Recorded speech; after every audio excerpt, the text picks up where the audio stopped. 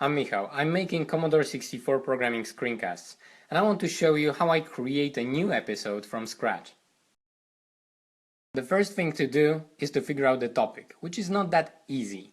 It's a 5-minute episode, so I need to be focused on one small thing. Sometimes I can just continue the story from the previous episode, but this time is different. I need to figure out a totally new thing. In cases like that, I usually take a look at previous episodes and try to find an inspiration there.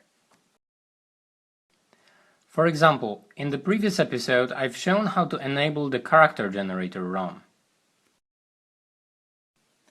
This allowed us to read and display the bitmap image of each character of the default font of Commodore 64. Commodore 64 actually has two character sets, and you can change them by pressing combination of keys. You can also define your own custom character set, and that might be a good idea for this episode. Once I have an idea, I need to figure out how to present it in a clear and interesting way in just 5 minutes. And this is the most fun and creative part of the whole process. I usually do quite a lot of exploratory coding and try to find the best way to present the subject. For some episodes, I also create slides to explain some concepts in detail, and I feel this one will need them. Along the way, I will also create a transcript, which is simply a text document containing everything I will say during the episode. Transcript gives additional value to some of my viewers, but it's also a really important thing for me. From my point of view, it's like a complete movie script.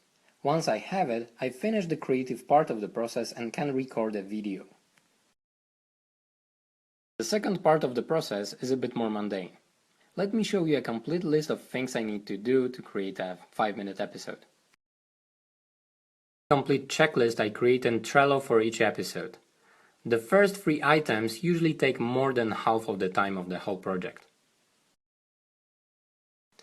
Focusing on finishing small tasks helps me, especially in the second part of the process, which is a bit more mechanical and a bit more boring.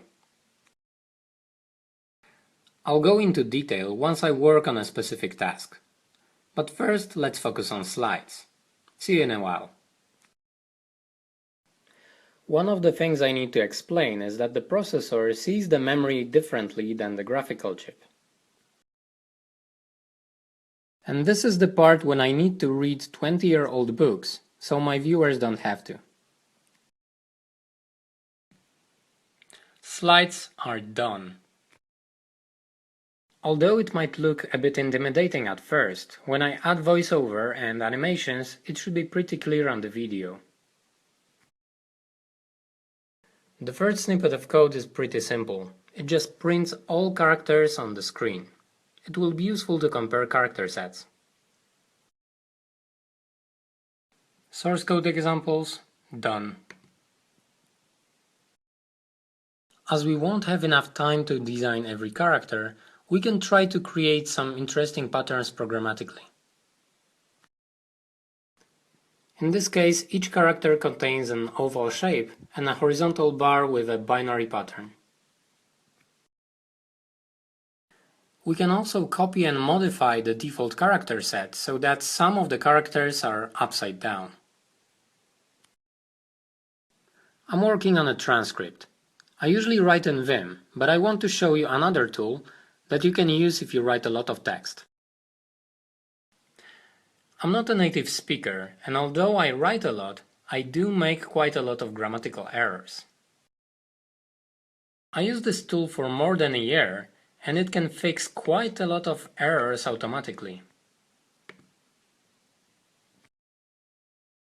The tool is called Grammarly, and it's like a spell checker on steroids. I use it all the time and it works.